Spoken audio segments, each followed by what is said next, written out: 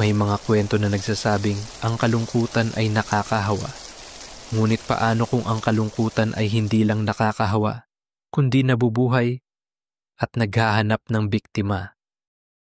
Sa isang ordinaryong subdivision, nakatayo ang isang bahay na tila laging nababalot ng lilim. Hindi dahil sa posisyon ng araw, kundi dahil sa isang napakalaki at napakatandang puno ng mangga na nakatayo sa harapan nito. Ang puno ay matagal nang naging usap-usapan sa lugar. Isang araw ay may pamilyang lumipat sa bahay.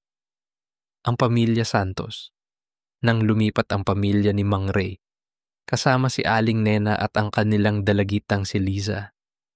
Masaya at punong-puno ng pag-asa ang kanilang tahanan. Maririnig mo ang tawanan at kulitan. Ngunit sa paglipas ng mga araw, unti-unting kumalat ang isang kakaibang kalungkutan sa kanilang bahay. Ang dating masayahin at madaldal na dalagita na si Liza ay dahan-dahang naging tahimik. Madalas siyang nakatulala, nakatingin sa puno mula sa kanyang bintana. Pagkatapos, si Aling Nena, ang dating masiglang ina, ay naging malungkutin at madalas mahuli ni Mang Ray na umiiyak ng walang dahilan. Kahit si Mang Ray, ang pundasyon ng pamilya, ay unti-unting nanghina. Ang kanilang bahay, na dati puno ng tawanan at kwentuhan, ay nababalot ngayon ng isang mabigat at nakakapanindig balahibong katahimikan.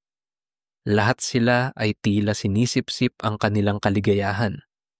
Isang gabi, nagising si Mang Ray sa isang kakaibang ingay. Isang mahinang tunog ng pagnguya. Nagmula ito sa labas, mula sa puno.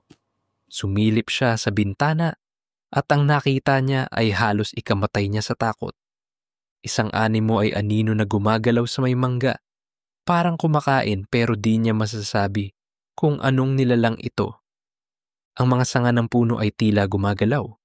Nagkukulay pula ang ilang bahagi ng dahon, hindi dahil sa taglagas, kundi parang duguan.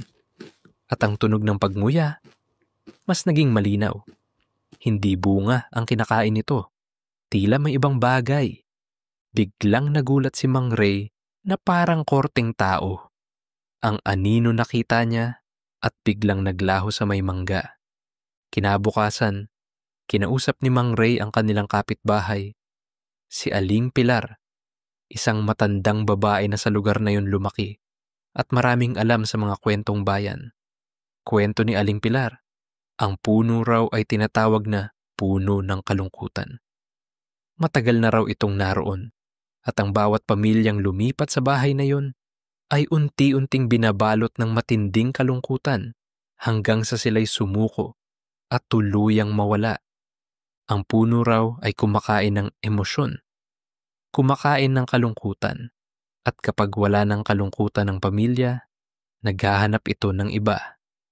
Nasa tapat ng gate ng kanilang bahay si Mang Ray.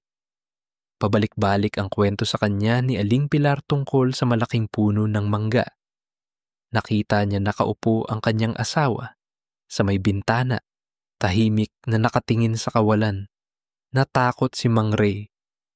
Ayaw niyang mawala ang kanyang pamilya sa kanya. May naisip siya. Kung kalungkutan ang kinakain ng puno. Isang gabi, mag-isa sa sala si Mang Ray. Isa-isang tinitingnan niya ang kanilang family pictures.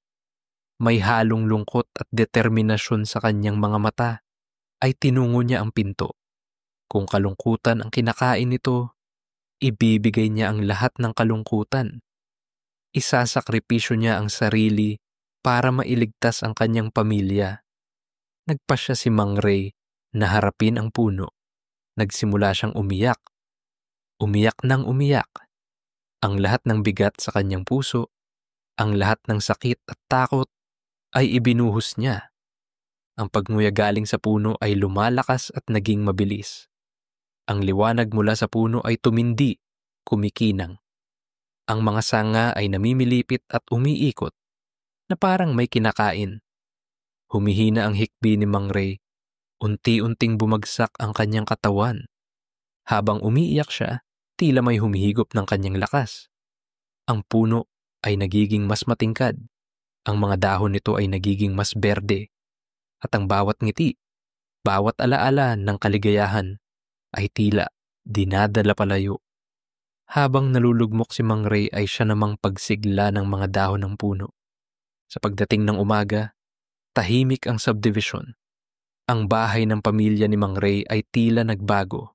Si Liza at Aling Nena ay nakangiti.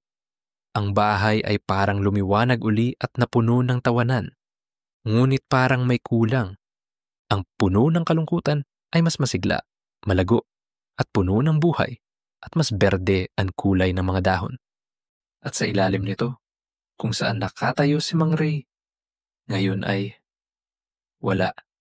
Walang katawan. Walang bakas. Si Mang Ray ay nawawala. At sa gitna ng mga ugat ng puno, tila may bagong umusbong. Isang maliit, kulubot na bunga na may hugis. Mukha. Ito ay malabo na kahawig ng mukha ng tao na may malungkot, matahimik na ekspresyon. Isang tanong ang iiwan ko sa inyo.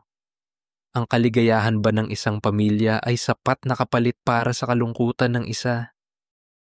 At sa susunod na makakita kayo ng isang puno na tila laging malungkot, mag-isip kayo.